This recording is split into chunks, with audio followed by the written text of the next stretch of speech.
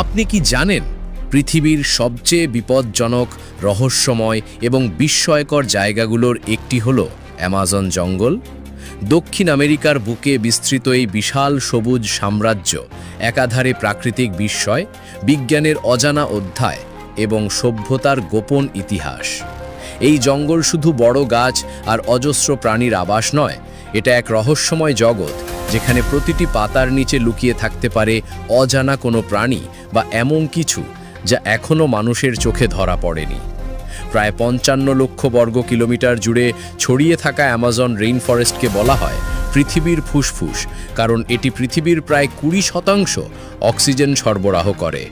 তবে এখানেই শেষ নয় গল্প। বিজ্ঞানীরা বলছেন এখানে প্রায় ৪০০ বিলিয়ন গাছ রয়েছে, যার মধ্যে রয়েছে হাজার হাজার অজানা প্রজাতি। কিন্তু অবাক করা বিষয় হলো, আজও এই বিশাল জঙ্গলের প্রায় ৮০% এলাকা পুরোপুরি অনাবিষ্কৃত। মানে প্রতিদিনই বিজ্ঞানীরা নতুন নতুন প্রজাতির গাছপালা কিংবা প্রাণীর সন্ধান পাচ্ছেন। কেউ জানে না এই অরণ্যের গভীরে ঠিক কত রকম জীবজন্তু বাস করে। কিছু প্রাণী এতটাই বিরল যাদের দেখা মেলে শুধু একবারই, তাও কখনো কখনো কেবলমাত্র ক্যামেরার ঝলকে। অ্যামাজন শুধু বৈচিত্র্যের নয়, ভয়ঙ্কর অজানারও নাম।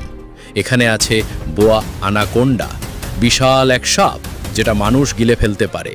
আছে জাগুয়ার, যার এক ঝাঁপেই শিকার নিস্তব্ধ। আছে বিষাক্ত ডার্ট ফ্রগ, রঙিন কিন্তু প্রাণঘাতী। এমন কিছু পোকামাকড় যাদের এক ছোঁয়াই হতে পারে মৃত্যুর কারণ। আর এ সব কিছুই লুকিয়ে থাকে পাতার আড়ালে, কাঁটার ভিতরে বা গাছের ছায়ায়। এখানে জীবনের প্রতিটি মুহূর্ত এক যুদ্ধ, এক চ্যালেঞ্জ। অ্যামাজনের গহীনে এমন অনেক প্রাণী রয়েছে যাদের সম্পর্কে বিজ্ঞানীদের ধারণা শুধু গল্পের মতো।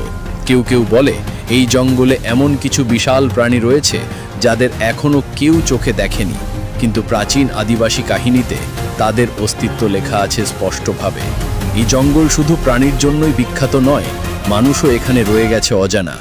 এখানে এখনও এমন অনেক আদিবাসী গোষ্ঠী বাস করে যাদের সঙ্গে আধুনিক সভ্যতার কোনো সংযোগই হয়নি। তাদের ভাষা, জীবনযাপন, সংস্কৃতি সবকিছুই সম্পূর্ণ ভিন্ন এবং গোপন। অনেক গবেষক মনে করেন তারা বাইরের জগতের কোনো ধারণাই রাখে না। আবার কেউ কেউ বিশ্বাস করেন এই সব গোষ্ঠী প্রাচীন কিছু গোপন জ্ঞান বা শক্তির অধিকারী।